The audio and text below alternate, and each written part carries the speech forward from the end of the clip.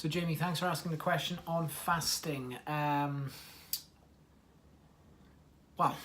basically answered it in the question itself. So first and foremost, it is going to bring some calorie restriction because you're eating less. Now, if you're on the money with your calories, then you're going to eat all of that. You can eat that later on. So you can fast and put on weight at the same time.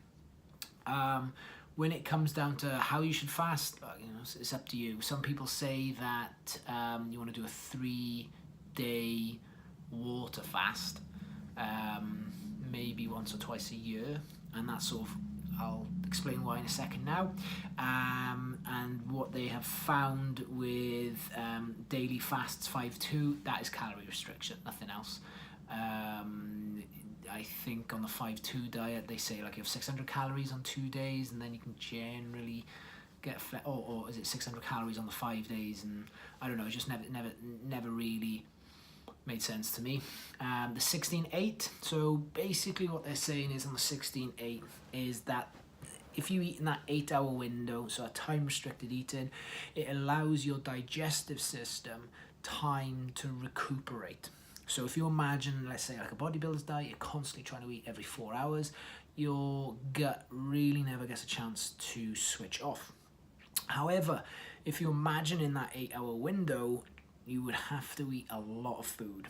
Now, what the benefits that you're getting from with the fasts is a process called autophagy. Now, autophagy is cell regeneration, but at the same time, the cleansing of dead and old cells. And this is why they believe, because it's not really proven yet, they haven't done enough research into it yet, why they believe this can help battle or prevent cancer, because obviously cancer is growth of abnormal cells or dead cells, and they just sort of clump up and and it just starts to grow out of control, where an autophagy would basically give a little bit of a hedge against that happening, because the body has time to cleanse. And this is where that 3-day cleanse comes into it, because you get a complete regeneration of all the cells involved, because I think cells only last a certain amount of time. I think it's like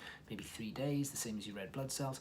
I think red blood cells can last up to 40 days. I'm not too sure, but this is just what I know very, very simply from listening to podcasts with Dr. Rhonda Patrick and Dr. Sanjit Panda. Okay, so Sanjit Panda's into like circadian rhythm, but he's also a foremost expert on fasting itself. I think it's a good idea.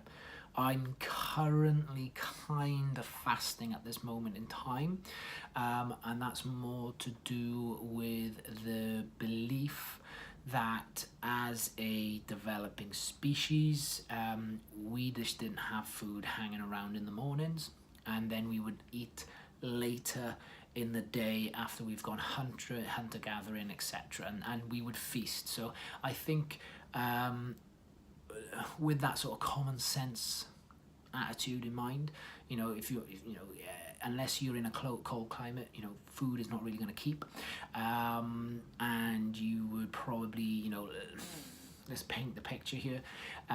You've got a hunter-gatherer group. They wake up, they have a play around, whatever they do in those kind of situations. They then decide, well, some of us are going to go and hunt, some of us are going to go and gather. They make the decision to go and do that.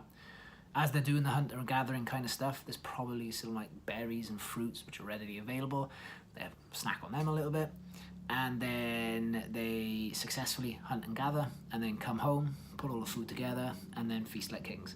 And that's the way I would probably look at it. Now, if you were to sort of look at that diet, you can see that is predominantly going to be meat and vegetables, and depending where they are, maybe some nuts, etc.